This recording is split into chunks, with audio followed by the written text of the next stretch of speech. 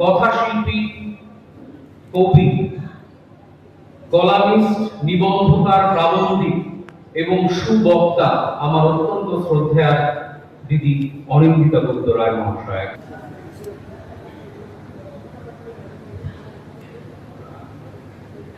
শুভ সন্ধ্যা।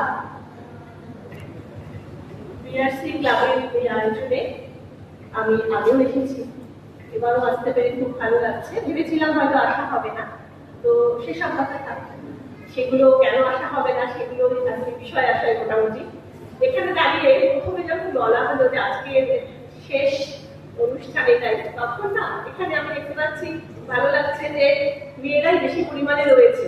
এখন একটা জিনিস তারা আমার সঙ্গে রিলেট করতে পারবে, বাড়িতে যখন কোনো অনুষ্ঠান হয় সবার খাওয়া দাওয়া হয়ে যায়, সব কাজ হয়ে যায়, সমস্ত কিছু করে বাড়ির বউয়েরা খাবার দাবার খেয়ে সবকিছু ফ্রিজে গুছিয়ে সমস্ত মোছে সবকিছু করে পরের দিনের জন্য সেদিনটার ইতি ঘোষণা করে। দেখুন আজকেও কিন্তু তাই হলো।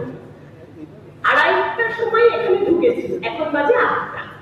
এই প্রথম কিন্তু একজন বক্তা হিসেবে প্রথম আমি বলতে দিচ্ছিলাম একটা মহিলা কণ্ঠ একদম শেষ হবে মেয়েদের কাজে হচ্ছে তাই সবকিছু মিটিয়ে গুছিয়ে সমস্ত কিছু করে শেষ বেলায় তাদের আসিটা। যাই হোক, এটা নিছক মজা করে কিন্তু আমি বললাম আমার পরিবারে কি হয় বা আপনার পরিবারে কি হয় সেটা দিয়ে এই বক্তব্য নয়। এবং এটাও একটা এখানে বিষয় আছে যে আজকে আমি এটা বলছি খুব সহজে যদি আমি এরকম বলি বা লিখি, অন্য প্রান্তে থাকা শ্রোতা বা পাঠক খুব সহজে একটি মেয়ের বক্তব্যকে তার একান্ত ব্যক্তিগত বলে জাজ করে করতে পারে, সেই অধিকার তাকে দেওয়া হয়। তার কারণ হচ্ছে একটি মেয়ে যখন লিখতে আসে, একটি মেয়ে যখন কথা বলতে আসে, অনেকগুলো বাধার পাহাড় টপকে তাকে আসতে হয়।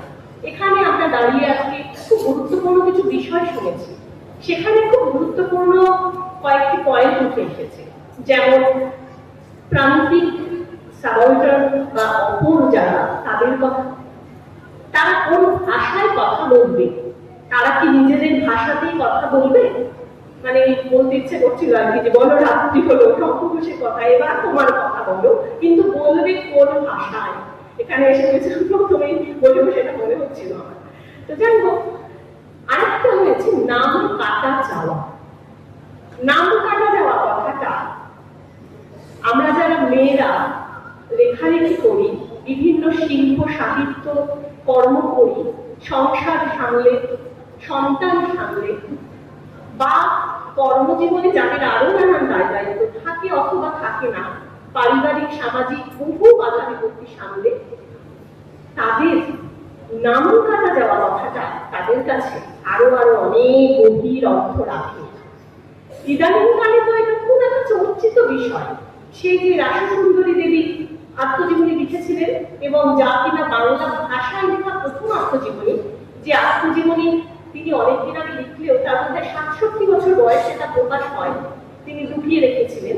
এবং যখন লেখাপড়া শিখতে চেয়েছিলেন তখন সকলে ভেবেছিল যে তিনি শ্রীকৃষ্ণ কীর্তন পড়বেন বলেই বাংলা ভাষা লেখা পড়া শিখছেন, যদিও আদতে তা ছিল না। তখন তিনি এক জায়গায় লিখেছিলেন যে এই, আমি একদম কোট করছি না, কিন্তু বিষয়টা এটা ছিল, এখানে শর্মিষ্ঠা আছে, শর্মিষ্ঠা আমার প্রিয় লেখিকা, লেখক, কলম এবং ভীষণভাবে এই জায়গাগুলোতে সচেতন। লেখিকা না লেখক? লেখক। ইয়েস, আমি বলেছি লেখিকা বলি, বললাম লেখক, কিন্তু এটা নিয়েও আমি পরে না, এটা আমি খুব বিরোধ আমি করছি না, আমি পরে আসছি। এবার সেখানে তিনি বলেছিলেন যে এই বইটি, এই লেখাগুলো আমার নিজের কথা, এই লেখাগুলো আমি নিজে তৈরি করেছি, আপনাদের কাছে রাখলাম। অধিকারী মহাশয়রা একে ঘৃণা করবেন না বা অবজ্ঞা করবেন না।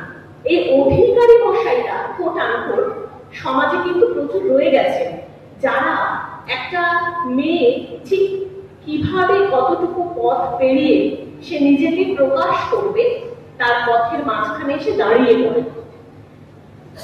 আমি খুব আজকে যে বিষয়টা আমি খুব গুছিয়ে আসি, তার কারণ হচ্ছে আমি ফেরার দাঁড়াচ্ছি, জলপাইগুড়ি ফিরতে হবে আমাকে আজকে রাতে। কিছু কর্মজগতের কাজের চাপ রয়েছে বলে কালকে সকাল 8টার মধ্যে আমাকে স্কুলে ঢুকে পড়তে হবে। আমি জলপাইগুড়ি যাতায়াতকে ফিরবো এবং ভেবেছিলাম আজকে শুনবো, এবং আমার প্রিয় বক্তারা ছিলেন আজকে। তো সেই কারণে আমি জয়দীপদাকে বলেছিলাম যে আজকে কিন্তু আমি বক্তা নই, আমি শুধু শুনবো। তাই কোনো প্রস্তুত হয়ে আমি আসিনি, ভেবেছিলাম চলে যাবো। তো তবুও নিজের এত বছরের কলম পেশার অভিজ্ঞতা, নিজের নারী যাপনের অভিজ্ঞতা, 50 বছর পার করে এসে দাঁড়িয়ে আছি, তখন মনে হলো কিছু কথা বলা আমার দায় বা দায়বদ্ধতার মধ্যে পড়ে। সেখান থেকে বলা কোনো তত্ত্ব কথা না, কিচ্ছু না। সাহিত্যের অঙ্গনে মেয়েদের প্রতিষ্ঠা পাওয়া দুরূহ। প্রতিষ্ঠা পাওয়া যে কোনো ক্ষেত্রেই দুরূহ, যে কোনো কারণ জরুরি। কিন্তু ওই যে এখানে যে কথাগুলো হচ্ছিল, যাদের অপর করে রাখা হয় তাদের জন্য যে কোনো দুরূহ কাজ দুরূহতর হয়ে ওঠে। মার্জিনালাইজ করে যখন রাখা হয় যে কোনো কাউকে, একথা তো নতুন করে বলার কিছু নেই যে মেয়েদেরকে আদার করেই রাখা হয়েছে, অপর করেই রাখা হয়েছে।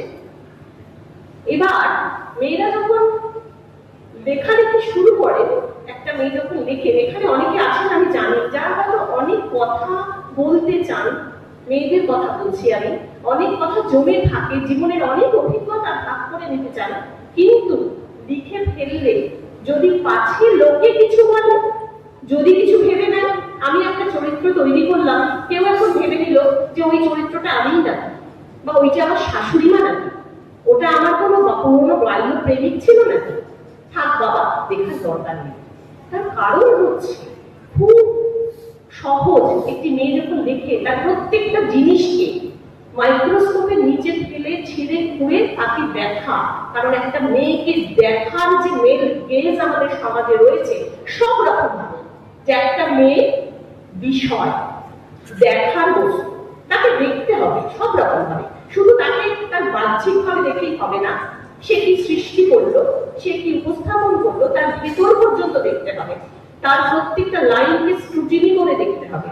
আমার নিজের একটি কবিতা, আমি এখানে বসে বসে বাঁচছিলাম, আমার নিজের কাছে মনে হয়েছিল এই লেখাটি একটি রাজনৈতিক লেখা, এবং আমি দু একটি লাইন তার থেকে শোনাতে চাইছি। তার কারণ হচ্ছে একটা উদাহরণ দেওয়ার জন্য। লেখাটা এরকম ছিল: সাঁতার না জানার দোষে প্রিয় বন্ধুরা জলে ফেলে চলে গেছে, মাথা ভাসিয়ে রাখতে হয়, একথা কতবার বলেছিল ওরা। অথচ এই মাথা নিয়েই যত রকম সমস্যা, কোথায় নামাবে, কোথায় উঁচু রাখবে, ঠিক কতখানি ঝুঁকিয়ে হাসতে হবে, কতখানি ঝুঁকিয়ে কাঁপতে, এই সবই নাকি খেলাদেরও, সাঁতারেরও। অথচ এসব কিছুই শেখা হয়নি, তাই খেলার দলে নেই, মাঠে নেই, গ্যালারিতেও না, এসে পড়েছি অগাধ জলে। আহা, জলের অপর নাম বুঝি জীবন গো। ওরা ভেবেছিল সাঁতার না জানলে উল্টে যেতে পারে প্রবাহ, ওই ভারী মাথা নিয়ে ডুবতে তো ওকে হতোই। অথচ সেসব কিছুই হলো না। জলের তলা থেকে ডাঙার দিকে তাকিয়ে দিব্যি আকাশ দেখা যায়, আর মাথাটাও হালকা কালো এখন। ও অপেক্ষা করে, হাতের লুকোনো আগুন নিজেদের পোড়ালে লেলিহান শরীর নিয়ে দলে দলে ওরা সব জলের কাছেই ছুটে আসবে একদিন। এই কবিতাটা একটা উত্তরবঙ্গ সংবাদে প্রকাশ পাওয়ার পর আমার কাছে বিভিন্ন ধরনের বার্তা আসে, মেসেজ আসে। আমার অনেক পুরনো একজন শিক্ষক, তিনি নিজেও লেখেন, তিনি আমাকে বললেন, অনিন্দিতা সব ঠিক আছে তো? আমি জিজ্ঞেস করলাম, কেন ম্যাম? বললো, কোন সমস্যা হচ্ছে? আমরা কিন্তু আছি, জানিও পারিবারিক ভাবে কিছু হয়েছে তোমার, আমি জানি তুমি খুব তোমার আত্মমর্যাদা খুব বেশি, অনেক সময় ইগো ক্ল্যাশ হয়। আচ্ছা, ধরেই নেওয়া হলো এটা আমার পারিবারিক কোনো জায়গা থেকে লেখা। তারপরে পরিচিত একজন বললেন, তিনিও লেখেন যে চারিপাশে কর্মক্ষেত্রে খুব চাপ, না ভীষণ চাপ, মাথা নোয়াবে না। আসলে মেয়েদের তো অনেক রকম চাপ থাকে। এই যে জায়গাগুলো, মানে একটা মেয়ের যে কোনো রাজনৈতিক অস্তিত্ব থাকতে পারে, আমি দলীয় রাজনীতির কথা এখানে বলছি না, তার যে কোনো কিছু নিয়ে বক্তব্য থাকতে পারে এটাকে নিজের মতো করে দেখা, এই যে চাপিয়ে দেওয়া, এই ভয়েই কিন্তু মেয়েরা লিখতে চায় না। এবং যখন সে লেখা শুরু করে তার ভয় থাকে যে আমি কোন ভাষায় বলবো। এই বিষয় নিয়ে এখানে ওয়াইদা আছে, বলবে আমি জানি। এটা কিন্তু এই মুহূর্তে দাঁড়িয়ে খুব বড় একটা কথা যে আমি কোন ভাষায় বলবো। যে ভাষা দিয়ে এতদিনের আমাদের পিতৃতান্ত্রিক সমাজ চাপিয়ে দিয়েছে আমার উপর, সেই ভাষাতে বলবো নাকি আমি নিজের ভাষায় নিজের জাগরণের কথা বলবো। আসলে মেয়েদের তো কিছু দেখাতে নেই। একটি মেয়ের তো সন্তান ধারণ লুকিয়ে রাখতে হয়, তার স্ট্রেচ মার্ক লুকিয়ে রাখতে হয়, তার ঋতু শুরু হওয়া লুকিয়ে রাখতে হয়, তার ঋতুকাল লুকিয়ে রাখতে হয়, তার ঋতু বন্ধ হয়ে যাওয়ার মতো একটা অত্যন্ত স্বাভাবিক প্রক্রিয়াটাকে লুকিয়ে রাখতে হয়। সমস্ত কিছু রাখে, তার কোনো বাসনা কামনা এগুলো তো লুকিয়ে রাখতে হয়, কান্নাও লুকিয়ে রাখতে হয়, খিদে পাওয়া লুকিয়ে রাখতে হয়। এগুলো কিন্তু এমন নয় যে আজকে এসে খুব বেশি পাল্টেছে। এই যে প্রিভিলেজ ক্লাসের কথা হচ্ছিল, আমরা সবসময় একটা প্রিভিলেজ ক্লাসকে একটা সুবিধাপ্রাপ্ত শ্রেণীর প্রেক্ষিতেই কিন্তু সবটাকে বিচার করে বলি যে না না এখন অনেক পাল্টেছে। আমি যে স্কুলটাতে পড়াই, যেখানে আমার চাকরি করা 25-26 বছর হয়ে গেল, যখন প্রথম পড়াতে এসেছিলাম তখন যারা সেখানে পড়তে আসতেন সেই মেয়েরা প্রথম প্রজন্মের পড়ুয়া ছিলেন সবাই, এখন তাদের মেয়েরা পড়তে আসে সেখানে।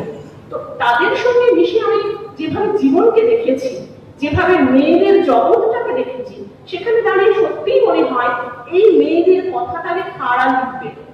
এবং মেয়েদের কথা লিখতে গেলে সেটাকে কিন্তু মেয়েদের লেখা মেয়েলি প্যান্টানারি, এই কথা আশাপূর্ণা দেবীকেও শুনতে হয়। একজন পুরুষ কবি বা লেখক যখন তাড়িত হন কোনো অনুভূতিতে, তিনি যখন দগ্ধ হন, তিনি যখন উদাসীন হন, এলোমেলো হয়ে যান, তার প্রকাশ করেন, তিনি তখন আরো আকর্ষক হয়ে ওঠেন। কিন্তু একজন মেয়ের সেই ক্ষমতা নেই, সেই অধিকারটাকে সমাজ দেয়নি। তাকে তো সবটাই খুব গুছিয়ে খুব মাত্রার মধ্যে রেখে চলতে হবে, করতে হবে। তারপরে সে যদি সেই মেয়েদের কথাই লেখে, একজন দলিতকে যেমন একজন দলিতের কথা লিখতে হবে এবং লিখলে সে যে ভাষায় যেভাবে লিখবে, অনেকে আমার সঙ্গে একমত নাও হতে পারে, সেই ভাষাতে যে সেভাবে লিখবে, যেভাবে বলা হয়েছে কালো মানুষদের কথা কালো মানুষরা বিশ্ব জুড়ে লিখলে যেভাবে লিখবে, যে জায়গা থেকে লিখবে, সাদা মানুষেরা তা পারবেন না, পারতেই পারে না। একটি মেয়ে আর একটি মেয়ের কথা যেভাবে লিখবে, সেগুলোকে যদি সমাজ এইভাবে দেখে যে মেয়েরই প্যান্ডেল, সুতরাং মেয়েরা ভালো লিখছে তাদের নাম কিন্তু কোনো তালিকাতেই আসে না। কোনো লেখকদের তালিকা যখন দেওয়া হয় তখন একটা মান্য পুরুষ লেখকদের তালিকা দিয়ে ওই দু একজন, হ্যাঁ মেয়েরাও দু একজন আছে যেমন যেমন বলে নাম করা। মেয়েরা যারা লিখেছেন তাদের মধ্যে নবনীতা দেব সেনা বলেছিলেন যে একটা অনুষ্ঠানে গিয়ে সেখানে তিনি পুরস্কার নিতে গিয়েছিলেন, সেখানে বিশিষ্ট একজন লেখক এসে তাকে বলেছিলেন যে আপনার লেখা না আমার বাড়িতে মেয়েরা খুব পড়ে, আমার স্ত্রী পড়ে, আমার মা পড়ে। তিনি কিন্তু নিজে পড়েন কিনা জানাননি, কারণ তার তো এটা পড়ার কিছু নেই, মেয়েরা কি লেখে, মেয়েদের কথাই লেখে। নবনীতা দেব সেনকেও যখন তিনি উপন্যাস লিখেছিলেন, তাকে তার মা এবং মেয়ের সঙ্গে একটা কথোপকথন এটা খুব পাওয়া যায়। তিনি বলেছিলেন যে সবাই কিন্তু নিন্দা করবে, সবাই বলেছিল যে এবার কিন্তু তোকে ভাববে দুশ্চরিত্র, ভাববে তুই এই অভিজ্ঞতা বলতে দিচ্ছিস, কি দরকার লেখার, খুব পরিচিত মানুষের দরকার নেই, এগুলো এড়িয়ে যাবো, দরকার নেই লেখার। তখন মনে হয় যে তুমি বোধহয় এরকম, কিন্তু কোনো পুরুষ লিখলে তো সেটা লেখা হয় না। এবার যদি মেয়েদের প্রতিষ্ঠা পাওয়াটা আমি অনেকটা দূর থেকে দেখছি, দূরে রাখছি, আগে তো লিখবে, আগে তো সেই লেখাগুলো মান্য বলে নির্দিষ্ট এবং বৃহত্তর পাঠকের কাছে পৌঁছবে, তবে না গিয়ে প্রতিষ্ঠা পাওয়ার কথা। তবে কি পাচ্ছে না? আজকে ওয়াইদার কথা আমরা শুনলাম যে ওয়াইদা লেখা কোথায় কোথায় পৌঁছে গিয়েছে, এবং আমিও ওর লেখা খুব ভালোবাসি, অনেক ছোট আমার থেকে পড়তে, কিন্তু ও নিজে জানে শুধু যে সেই পথটুকু পার হতে গিয়ে ওকে কি কি বাধা, কি কি জায়গা পার হতে হয়েছে। আজকে যখন আমার সন্তান বড় হয়ে গিয়েছে বা আমার বয়সে দাঁড়িয়ে যারা লেখালেখি করছে তাদের কাছে অনেক সহজ, কারণ ছেলে মেয়ে বড় হয়ে গেছে, ফলে পরিবারের চাপ হয়তো অনেকটা কমে আসে। কিন্তু সত্যি খুব কষ্ট হয়েছে এক সময় যখন, কারণ মাতৃত্ব এমন একটা বিষয় একটা মেয়ের কাছে, সেটা খুব উপভোগের, সেটাকে খুব যত্নে লালন করার, এবং তার জন্য তার কিছু নির্দিষ্ট শৃঙ্খলও আছে যার মধ্যে থেকে একটা মেয়ে কিন্তু অনেক কিছু করে উঠতে পারে না। আমি কেন বললাম তুমি কি একটা ছেলের কাছে উপভোগ্য না? অবশ্যই একই রকম ভাবে, কিন্তু সেই সময় বলতে একজন পুরুষ লেখক কিন্তু তার কাছে খুব একটা বাধা হয়ে দাঁড়ায় না। তার সন্তানের ছোট থাকা বা নানান ধরনের সমস্যা কিন্তু একটি মেয়ের কাছে হয়, এটা জৈবিক জায়গাটা আমি বললাম। তাছাড়া এবার মেয়েদের কোন ভাষায় তারা লিখবে, আমি যেটা একটু আগে বলছিলাম, আমি খুব বেশি বলবো না, আমি একদমই প্রস্তুত হয়ে আসিনি, এবং এদিকে বলতে গেলে বিষয়বস্তু এলোমেলো হয়ে যাওয়ার সম্ভাবনাটাই বেশি। আমি শুধু এক দুটো ছোট ছোট কথা বলবো, যেমন কোন ভাষাতে লিখবে, যেটা বলা হয় যে মেয়েদের মেয়েলি লেখা। আমি শুধু এটা নিয়ে এক দুটো কথা বলি, যে মেয়েলি লেখা, যে মেয়েরা যখন লেখে একটা লেখা করে, একটা সময় ছিল যে চিহ্নিত করা যায় যে এটা একটা মেয়েলি লেখা। এবং 90-এ যারা আমরা লেখালেখি শুরু করেছি, আমি মানে ছোট থেকেই মানে লিখি কি জানি না, চেষ্টা করি নিজের কথা বলার, নিজের চিৎকার কাগজে কলমে রেখে যাওয়ার। তো সেখানে কিন্তু একটা একটা সময় খুব নিন্দনীয় ছিল বলে মেয়েলি শব্দটা কোথাও ব্যবহার করা হতো, যে লেখাটা পড়েই মনে হয় যে একটা মেয়ের লেখা। ঠিক ততটা পুরুষদের মতো নয়, বা মহাশ্বেতা দেবীর লেখা আমরা শুনতাম বলা হতো যে পুরুষালী লেখা, লেখা পড়ে মনেই হয় না একজন মেয়ে লিখেছে। মহাশ্বেতা দেবী অবশ্য, এবং আমি অবশ্যই আমার প্রিয় লেখকের তালিকায় আছে, কিন্তু আমি ব্যক্তিগতভাবে এই ধারাতে বিশ্বাসী। যদি আমার লেখা করে মনে হয় যে এটা একটা মেয়ের লেখা, তাহলে আমি আবার সেই ওম্যানহুডকে সেলিব্রেট করতেই ভালোবাসি। আমি চাই আমার লেখা করে মনে হোক, ওদের কথা আমি কি করে লিখবো। হ্যাঁ, ক্লাস ডিভিশন আমার কাছে খুব গুরুত্বপূর্ণ, লিঙ্গ বিভেদের মতো ক্লাস অত্যন্ত গুরুত্বপূর্ণ একটা বিষয়। আজকে আলোচনার মূল সূত্রটাই সেখানে ছিল। এবার একটা কথা বলি, যে এখানে বর্ণলতা এবং সেন এবং রাধার কথা উঠলো। অবশ্যই যে নাম কাটা যাওয়া যে মেয়েটি আমার বাড়িতে আমাকে কাজে সাহায্য করে, তার ক্রাইসিসটা না মানে ডাবলি মার্জিনালাইজ, সে তার ক্রাইসিসটা না আরেকটু অন্যরকম। এবং আমরা দেখেছি যে নাম কাটা যাওয়ার খেলাটা যেটা খেলা হচ্ছে, সেখানে কিন্তু সবচেয়ে বেশি মেয়েরাই সেটাতে ঢুকছে। তাহলে তাদের কথাগুলো বলতে গেলে না আর অন্য অন্য অনেক গল্প জমে যাচ্ছে, সেগুলো লিখছি ইদানিং, সেগুলো লেখারই চেষ্টা করছি। একটা বিদ্যালয়ের প্রধানের দায়িত্ব সামলানোর সূত্রে কিছুদিন আগে একটি ঘটনা বলি। একজন মেয়ে এসেছেন, তিনি অরুণাচল প্রদেশে তার বিয়ে হয়ে গিয়েছে, এবং দেখলাম যে তিনি প্রায় আমারই সমবয়সী।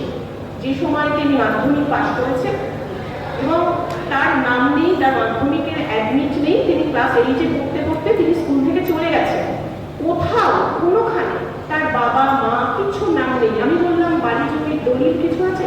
বললো না, ওগুলো তো আমার তো কোনো ওগুলোতে ভাগ নেই, আমি তো মেয়ে, আমার তো বিয়ে হয়ে গেছে, বিবাহিত মেয়ে, ওটা তো ভাইদের, ওখানে তো ভাইদের নাম থাকবে। আপনাকে কে বলেছে যে আপনি বিবাহিত মেয়ে বলে সেই দলিলে আপনার কোনো ভাগ নেই, বা সেই জমি থেকে কোনো কিছু নেই আপনার? তো বললো না না দিদিমণি, আপনি ঠিক জানেন না, বিয়ে হয়ে গেলে না থাকে না। তোমার কি আছে? তোমার বাপের জমি থেকে তোমার ভাগ থাকবে, এটা তুমি জানো না। আচ্ছা ঠিক আছে। তারপরে যখন সে তার গল্পগুলো বললো, এই গল্পগুলো সত্যি বলছি একজন ওইখানে দাঁড়ানো একজন পুরুষের গল্পের থেকে না একটু আলাদা। এটা যদি একটা মেয়ে হয়ে আমি না দেখি, যে জায়গাটা আমি দেখলাম, এবং সে না অনেক কিছু বললো, অনেক কথা বলে থাকলো আমার কাছে, সেইটা তো আমি কে লিখবেন? আমি বলছি না যে পুরুষ লেখকরা সংবেদনশীল নন, অবশ্যই, কিন্তু তিনি রিলেট করতে পারবেন না ওই জায়গাটা। নিজেকে একটু আগে যে রাজদীপ্ত যে অনুপ্রশ্নের কথা বলছিলেন, সমানুভূতির কথা বলছিলেন, এমপ্যাথির কথা বলছিলেন, নিজেকে ওখানে বসানো, এক মুহূর্তে যেন আমি ওখানে বসে গেলাম যে আমি মালদা শহরে জন্ম, সেখানে পড়াশোনা, সবকিছুর পর জলপাইগুড়িতে 26 বছর ধরে আছি। এবং এই যে বারবার অনেকের আমাদের একটা অস্তিত্ব ভেসে ভেসে চলা, কচুরি পানার মতো যে পুকুরে জল বাড়ে সেই পুকুর থেকে ভেসে আর একটা পুকুরে চলে যাওয়া, এই যে রুটলেসনেসের এই যে একটা গভীরতা। একটু আগে প্রলয়বাবু বলছিলেন যে নাকি রাজস্বী বোধহয় বলছিল যে, হ্যাঁ যে বলেছে রাজস্বী বলছিল যে অমিয় ভূষণ বলেছেন যে আমার ভিতরে একটা উদ্বাস্তু সত্তা বাস করে। প্রত্যেকটা মেয়ের ভিতরে একটা উদ্বাস্তু সত্তা বাস করে, কারণ সে জানে আমাকে বাবার বাড়ি থেকে উৎখাত করতেই হবে। এই কাঁটাটা তার রক্তের গভীরে মিশে বড় হয়, তাই তার লেখার জায়গাটা তো আলাদা হবে। এইগুলো লেখাকে যতদিন না পর্যন্ত পাঠক সমাজ, বৃহত্তর পাঠক সমাজ সকলের লেখা বলে গণ্য করবেন, মান্য করবেন, ততদিন পর্যন্ত মেয়েরা যা কিছু লিখুক শুধু মেয়েদের লেখা বলেই চিহ্নিত হয়ে থাকবে।